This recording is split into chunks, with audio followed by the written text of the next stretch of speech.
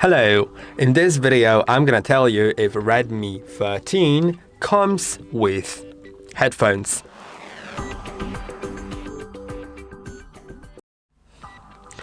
Okay, so let's see. Here I have the Redmi 13 and underneath I have its box.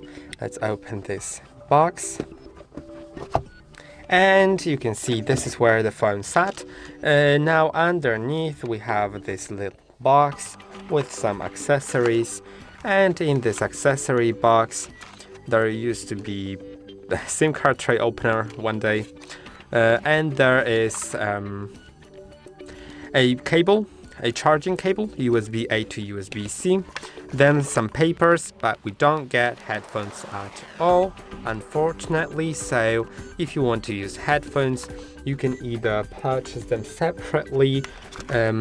This phone, as you can see, has a mini jack port, so you can have a wired headphones for USB-C or for mini jack.